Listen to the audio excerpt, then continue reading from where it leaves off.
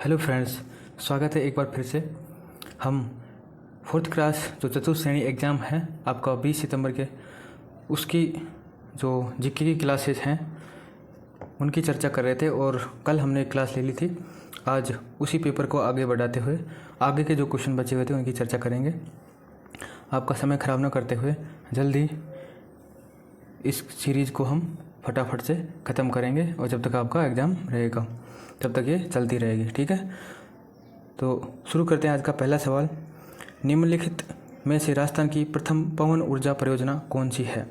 Option है देवगढ़ पवन ऊर्जा परियोजना, बीथड़ी पवन ऊर्जा परियोजना, फलोदी पवन ऊर्जा परियोजना और अमर सागर पवन ऊर्जा परियोजना।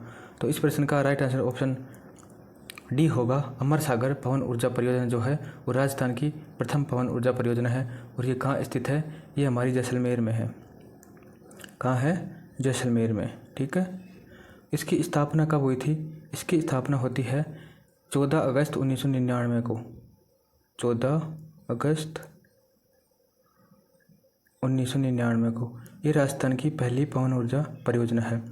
तो दूसरी पवन ऊर्जा परियोजना कौन सी? ये देवगढ़ जो पवन ऊर्जा परियोजना है ये सेकंड है और इसकी स्थापना होती है 6 मार्च 2004 को। 6 मार्च 2004 को, ठीक है। और ये है कहाँ? ये प्रतापगढ़ में है। देवगढ़ पवन ऊर्जा परियोजना है प्रतापगढ़ में, जो राजस्थान की दूसरी पवन ऊर्जा परियोजना है। और जो बीथड़ी पवन ऊर्जा परियोजना है ये राजस्थान की तीसरी पवन ऊर्जा परियोजना है और ये फलोदी में है। कहाँ है? फलोदी में। ये फलोदी में है। तो इस प्रश्न से संबंधित ये चीज़ आपको याद रखनी है।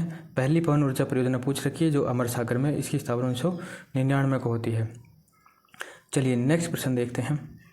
इंदिरा गांधी नहर परियोजना के अनुसार कौन से कथन गलत हैं? तो इसमें गलत कथन चूज करना है, कौन सा गलत है।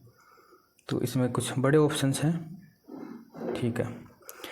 इंदिरा गांधी नहर परियोजना के अनुसार कौन से कथन गलत हैं? पहला दे रखा है, इस परियोजना को पहले राजस्थान नहर के रूप में जाना जाता था और 1982 में इसका नाम बदलकर इंदिरा गांधी लिफ्ट नहर परियोजना कर दिया गया। तो यहाँ तक तो ठीक है कि राजस्थान नहर को इंदिरा गांधी नहर को पहले राजस्थान नहर के नाम से जाना जाता था, लेकिन इसका नाम 1982 में नहीं, 1984 2 नवंबर 1984 को इसका नाम बदला था, ठीक है। दूसरा तो हमारा ये गलत हो जाएगा। इंदिरा गांधी नहर परियोजना में 9 लिफ्ट नहरें हैं, 9 नहीं है 7 लिफ्ट नहरें हैं, ठीक है।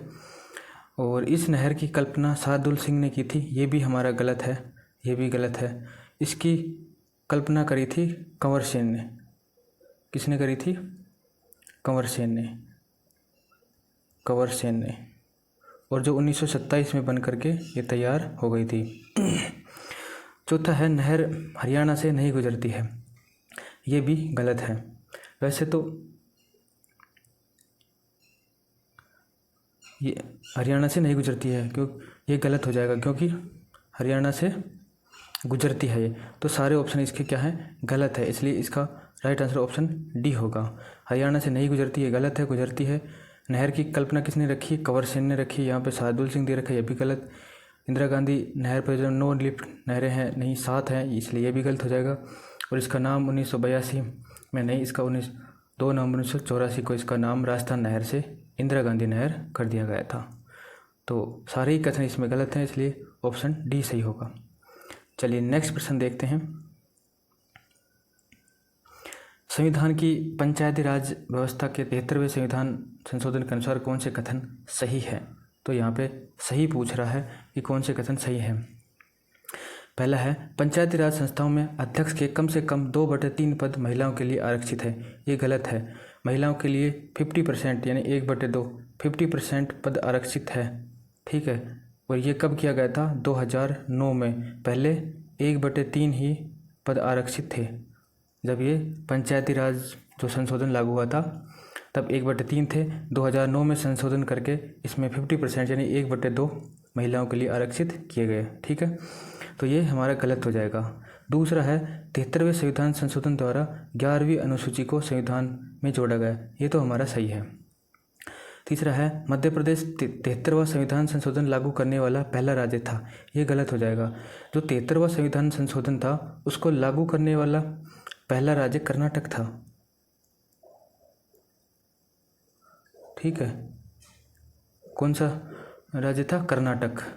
लेकिन इस संविधान संशोधन के तहत इलेक्शन करवाने वाला राज्य था मध्य प्रदेश, तो लागू करने वाला कर्नाटक हो जाएगा, तो इसलिए यह भी गलत। और 73वां संविधान संशोधन अधिनियम 24 अप्रैल 1994 से लागू हुआ।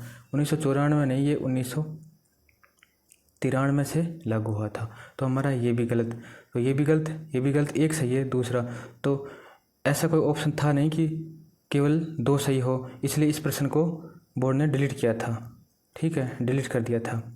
अब मैं यहाँ पे एक चीज़ आपको और बता देता हूँ कि अगर ये पूछे कि राजस्थान में ये पंचायती राज व्यवस्था का जो 73वां संविधान संशोधन है वो कब लागू हुआ, तो वो आपको ध्यान रखना है 23 अप्रैल 1994। ठीक है ये, लेकिन सेंटर में जो केंद्र सरकार में लागू हुआ था वो 24 अप्रैल 1993 को। 1 साल का समय दिया गया था कि 1 साल के अंदर अंदर ये जो 73वां संविधान संशोधन है उसको राज्य हैं जो लागू करें। तो फिर इसको 1 साल, जो 1 दिन बच रहा था उससे पहले इसको लागू कर दिया गया था 23 अप्रैल 1994 को। चलिए नेक्स्ट प्रश्न देखते हैं। वर्टिसोल मिट्टी राजस्थान के किस भाग में मिलती है? मिट्टी का सवाल कल भी हमने डिस्कस किया था इसी पेपर में, और मिट्टी के 2-3 प्रश्न पूछे गए इसमें। तो वर्टिसोल मिट्टी किस भाग में मिलती है? ऑप्शन ए है उत्तर पश्चिमी भाग, ऑप्शन बी है दक्षिण पश्चिम भाग, ऑप्शन सी है दक्षिण पूर्व भाग, ऑप्शन डी है पूर्वी भाग। इसका राइट आंसर ऑप्शन क्या होगा? सी।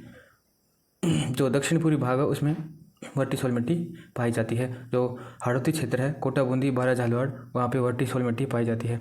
जो उत्तर पश्चिमी भाग है यहाँ पे एरिडिसोल मिट्टी मिलती है, मैंने आपको कल बताया भी था एरिडिसोल। ठीक है,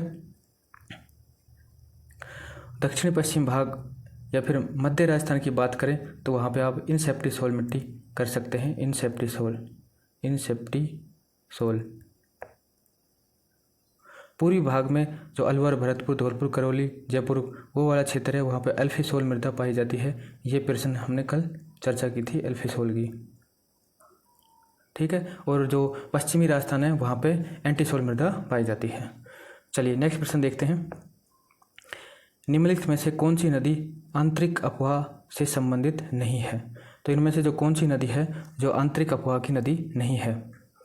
ऑप्शन ए है साबी, ऑप्शन बी है घग्गर, ऑप्शन सी है काकनी और ऑप्शन डी है सागी।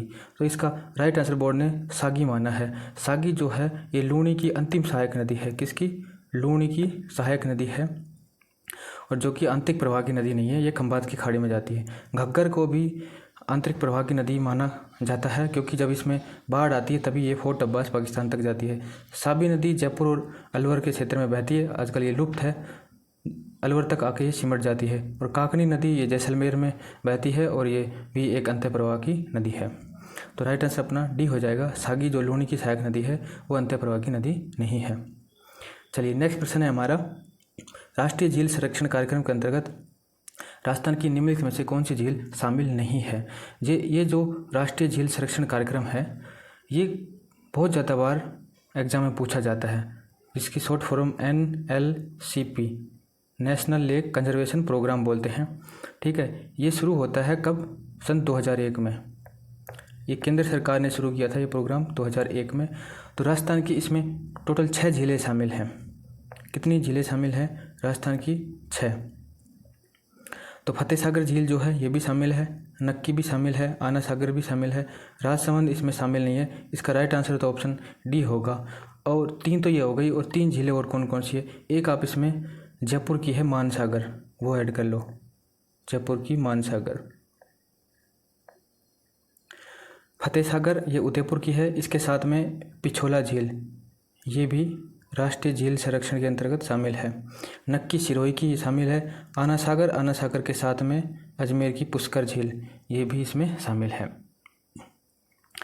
तो ये 6 झीलें हैं जो कि राष्ट्रीय झील संरक्षण के अंतर्गत शामिल है। और इसमें वित्त का अनुपात 60-40 है, यानी कि 100 रुपये खर्च हो रहे हैं तो 60 रुपये केंद्र सरकार देती है और 40 रुपये राज्य सरकार देती है।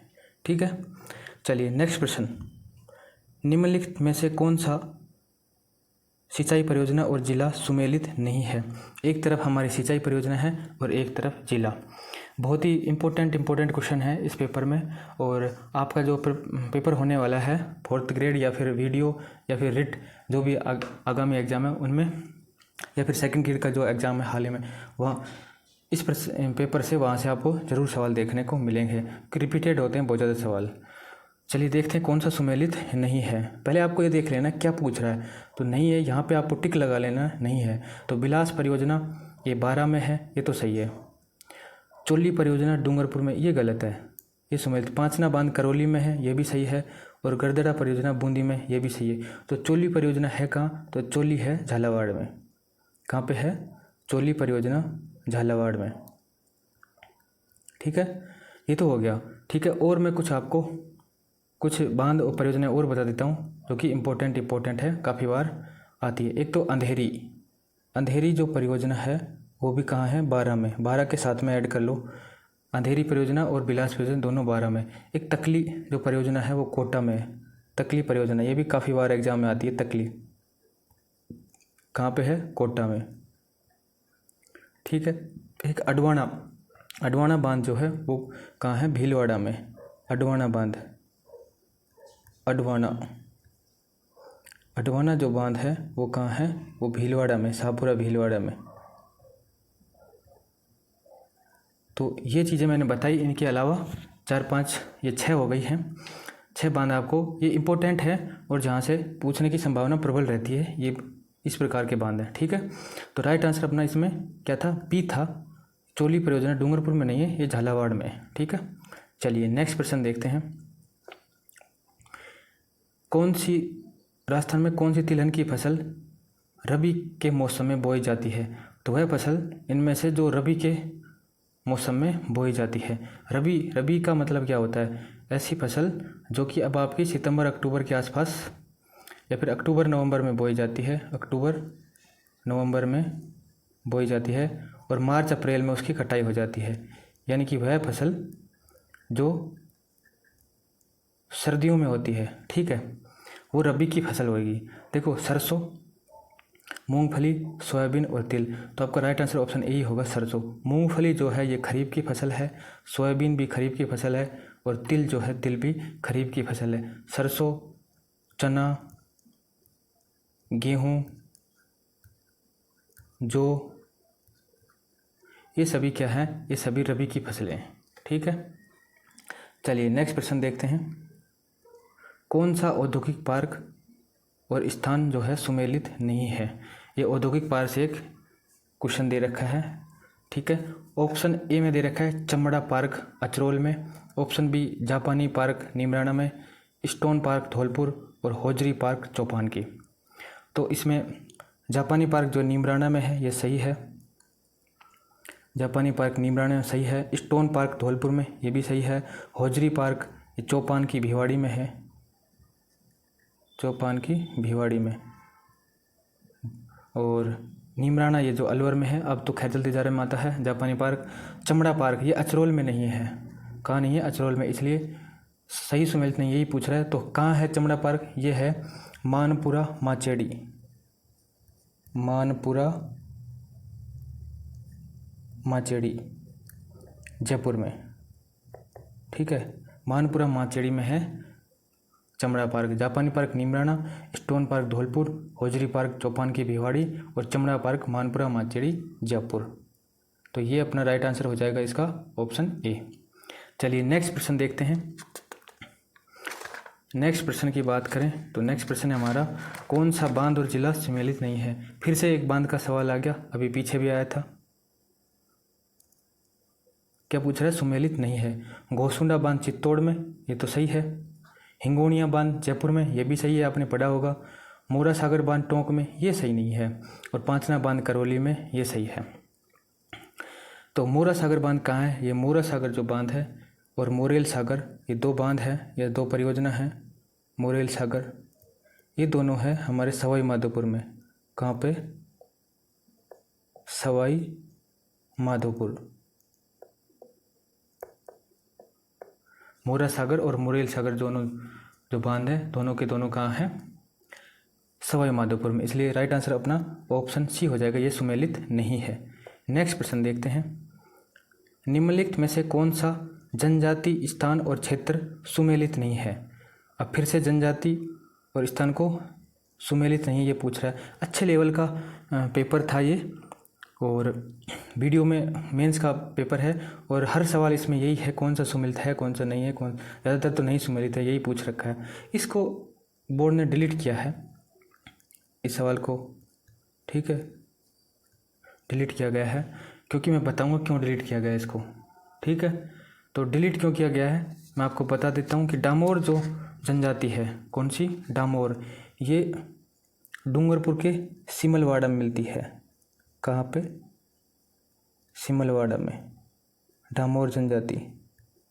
कथोड़ी जनजाति की बात करें तो कथोड़ी जो जनजाति है वो ये मिलती है हमारे मेवाड़ क्षेत्र में, और मेवाड़ में भी मुख्यतः यह उदयपुर के कोटड़ा झाड़ोल में पाई जाती है। झाड़ोल और कोटड़ा, ठीक है, और सिमलवाड़ा में भी मिलती है। नहीं सॉरी, जो कथोड़ी जनजाति है वो हमारे मेवाड़ के झाड़ोल और कोटड़ा मिलती है, ठीक है। और जो सिमलवाड़ा में है ये हमारी डामोर जनजाति जो है वो डूंगरपुर के सिमलवाड़ा में मिलती है, इसलिए इसको डिलीट किया। गरासिया जो है वो सिरोही और उदयपुर में मिलती है, सही है। और रेबारी जनजाति है ये भी गलत है, बारां जिले में नहीं, ये मारवाड़ क्षेत्र में मिलती है। तो इसमें दो जो है ऑप्शन वो गलत हो गए, एक तो कथोड़ी वाड़ा और एक रेबारी वाड़ा, ठीक है, इसलिए इसको डिलीट कर दिया। तो कथोड़ी कहाँ मिलती है, मेवाड़ के झाड़ोल और कोटड़ा क्षेत्र में। गरासिया जनजाति सिरोही और उदयपुर, रेबारी मारवाड़ क्षेत्र में, और डामोर जनजाति ये डूंगरपुर के सिमलवाड़ा में, ठीक है। एक सांसी जनजाति और है जो भरतपुर में पाई जाती है, ये भी आप याद कर सकते हो। नेक्स्ट प्रश्न देखते हैं हमारा नेक्स्ट, कौन सा हस्तशिल्प स्थान सही सुमेलित नहीं है। मैं बता रहा था आपको कि सारे प्रश्न इसमें ऐसे ही है, सुमेलित है या नहीं है। तो बंधेज यानी टाई एम डाई ये जयपुर का है। मसूरिया साड़ी कैथून कोटा का। लकड़ी के खिलौने बस्सी और तारकसी का काम उदयपुर, ये हमारा राइट आंसर होगा। ये सुमेलित नहीं है क्योंकि तारकसी का जो काम होता है वो नाथद्वारा में होता है। कहाँ होता है, नाथद्वारा में। ये लघु उद्योग जो हमारा है, कुटीर उद्योग, वहाँ से सवाल पूछा गया। तो तारकसी का जो काम होता है वो नाथद्वारा में होता है, राजसमंद में। लकड़ी के खिलौने बस्सी चित्तौड़ में बनते हैं। मसूरिया साड़ी कैथून कोटा की प्रसिद्ध है, कैथून कोटा में है, बस्सी चित्तौड़। और बंधेज का जो काम होता है वो हमारा लगभग जयपुर में ही होता है। तो इसलिए हमारा राइट आंसर इसमें ऑप्शन डी होगा, ये सुमेलित नहीं है। चलिए नेक्स्ट प्रश्न देखते हैं। चंबल और माही सुगंधा किस फसल की उन्नत किस्में हैं। ऑप्शन है चना, ऑप्शन बी है सरसों, ऑप्शन सी है चावल और ऑप्शन डी है गन्ना। तो चंबल और जो माही सुगंधा है वो चावल की किस्में हैं, इसलिए राइट आंसर इसका ऑप्शन सी हो जाएगा। अन्य किस्मों की बात करें तो रत्ना जो है वो भी चावल की किस्म है। कौन सी, रत्ना के बाद चंबल भी चावल की ही किस्म है। बासमती तो आप जानते ही हो। इसके बाद है परमल अगर किस्म पूछे तो वो भी किसकी है, आप चावल की करके आना। और जया जो है ये भी चावल की ही किस्म है। तो राइट आंसर अपना ऑप्शन सी हो जाएगा। ये सारी किस्म जो फसल की है वो किसकी है, चावल की है। चलिए नेक्स्ट प्रश्न देखते हैं। कौन सा स्थान ऊर्जा का स्रोत सही सुमेलित नहीं है। मैं बोल रहा था आपसे कि ये पूरा का पूरा जो पेपर है बहुत ही अच्छे स्तर का है और इसमें सारे अच्छे स्तर के सवाल पूछे गए। तो पूछ रहा है कि ऊर्जा का क्षेत्र है और स्थान कौन सा सुमेलित नहीं है। तो जैसलमेर जो है वो पवन ऊर्जा है यहाँ पे, ये बात सही है। रावत भाटा में हमारा परमाणु ऊर्जा संयंत्र, ये भी सही है। गोरीर में हमारे राजस्थान का पहला सौर ऊर्जा संयंत्र स्थापित हुआ था, ये भी सही है। और गिरल भूतापी ऊर्जा, ये गलत है। तो गलत ही पूछ रहा, कौन सा सुमेलित नहीं है, ये सुमेलित नहीं है। गिरल जो है वो लिग्नाइट आधारित है, लिग्नाइट कोयला आधारित है। लिग्नाइट कोयला आधारित है संयंत्र है जो कि थुम्बली गांव बाड़मेर में स्थित है। कहाँ पे है, बाड़मेर में। तो यही सुमेलित नहीं है, इसलिए हमारा राइट आंसर इसका ऑप्शन डी हो जाएगा। दो परियोजनाएं बता रहा हूँ मैं, इंपॉर्टेंट वो काफ़ी बार पूछी जाती है। एक तो है भदेसर, एक परियोजना है भदेसर परियोजना, और एक है हमारी नेवेली परियोजना। नेवेली परियोजना ये फर्स्ट ग्रेड और सेकंड ग्रेड और कॉलेज लेक्चर जैसे एग्जाम में काफ़ी बार आई है ये परियोजना, और पटवार जैसे एग्जाम में भी आई है, तो आगे भी आ सकती है किसी भी छोटे मोटे एग्जाम में। भदेसर जो है तापीय विद्युत परियोजना, ये हमारी बाड़मेर में है। कहाँ पे? बाड़मेर में। और जो नेवली हमारी तापीय विद्युत परियोजना है ये हमारी बीकानेर में है। तो ये परियोजनाएं आपको याद रखनी है दो। चलिए नेक्स्ट प्रश्न देखते हैं। नेक्स्ट प्रश्न हमारा 126 नंबर का है। राजस्थान का डेगाना भाकरी क्षेत्र किस खनिज के लिए प्रसिद्ध है? ये प्रश्न तो पता नहीं कितनी बार रिपीट हुआ है, इसलिए आप सभी को पता होगा कि डेगाना जो भाकरी है वो टंगस्टन क्षेत्र के लिए जाना जाता है और ये नागौर जिले में स्थित है। बेरिलियम जो है, बेरिलियम जयपुर के गुजरवाड़ा में मिलता है, गुजरवाड़ा। और दूसरा है हमारा बांदर सिंदरी। कौन सा है? बांदर सिंदरी। ये दो क्षेत्र हैं बेरिलियम से संबंधित, जयपुर में, और ये काफ़ी बार पूछे जाते हैं। तांबा संबंधित आप जानते हो खेतड़ी, सिंघाना, कोलन, मंदान, भगोनी, ये सभी तांबा। और चांदी जहाँ जहाँ ये आपका सीसा जस्ता मिलेगा उसके साथ साथ में चांदी भी मिलती है। और तांबा आपका खोदरीबा अलवर में भी मिलता है, भगत का बास अलवर में मिलता है। ये सभी जो क्षेत्र हैं खोदरीबा अलवर, भगत का बास, ये तांबा खनन क्षेत्र से संबंधित हैं। तो राइट आंसर अपना ऑप्शन सी था इसमें। चलिए नेक्स्ट प्रश्न देखते हैं। राजस्थान में 2020-21 में कितने ज़िले अकाल से प्रभावित हुए हैं? वीडियो के सिलेबस आप देखोगे तो उसमें दे रखा है सूखा एवं अकाल, तो उसी बिंदु से ये सवाल पूछा गया है कि 2020-21 में कितने ज़िले अकाल से प्रभावित थे। तो 20-21 में 6 ज़िले अकाल से प्रभावित थे। अगर बात करूं कि राजस्थान में अब तक सबसे ज़्यादा ज़िले अकाल से प्रभावित कब हुए, तो 2002 और 3 में सबसे ज़्यादा ज़िले अकाल से प्रभावित हुए थे। ठीक है, चलिए नेक्स्ट प्रश्न है हमारा। राजस्थान में वनों को काटकर व जलाकर की जाने वाली कृषि क्या कहलाती है राजस्थान में? ऑप्शन ए कछाबू, ऑप्शन बी है पाल, ऑप्शन सी है वालरा और ऑप्शन डी है गमेती। तो राइट आंसर ऑप्शन सी होगा। वालरा जो है राजस्थान में वनों को काटकर व जलाकर की जाने वाली कृषि कहलाती है। ये राजस्थान के दक्षिणी भाग में की जाने वाली खेती है, जो कि वन का जो क्षेत्र होता है, ठीक है, उसको जलाकर और साफ करके वहाँ पे 2-3 साल तक खेती की जाती है। फिर नेक्स्ट जगह पे उसको दूसरी जगह साफ करके जला करके वनों को काट करके फिर खेती की जाती है, इसलिए उसको स्थानांतरित कृषि भी कहा जाता है। तो राजस्थान में उसको वालरा बोलते हैं। नेक्स्ट प्रश्न है हमारा। निम्नलिखित में से कौन सा अनुसंधान और राज्य जो है स्थान सुमेलित नहीं है? तो ऑप्शन ए में है केंद्रीय गन्ना अनुसंधान संस्थान कोयम्बटूर, जो कि तमिलनाडु में है, तमिलनाडु। ये तो हमारा सही है। केंद्रीय रोपण फसल शोध संस्थान ये कासरगोड केरल में है, ये भी हमारा सही है। और केंद्रीय कॉफ़ी शोध संस्थान बेल्लारी, ये बेल्लारी में नहीं है, ये है चिकमंगलूर कर्नाटक में। चिकमंगलूर जो ज़िला है कर्नाटक का, वहाँ पे है ये कॉफ़ी, केंद्रीय कॉफ़ी शोध संस्थान। और केंद्रीय तंबाकू शोध संस्थान ये राजमुंद्री आंध्र प्रदेश में है, आंध्र प्रदेश में। इसलिए कौन सा सुमेलित नहीं है? ऑप्शन सी सुमेलित नहीं है। नेक्स्ट प्रश्न है हमारा। ये जो प्रश्न है ये हमारी इकोनॉमिक जो सर्वे था 2020-21 का, उससे पूछा गया था।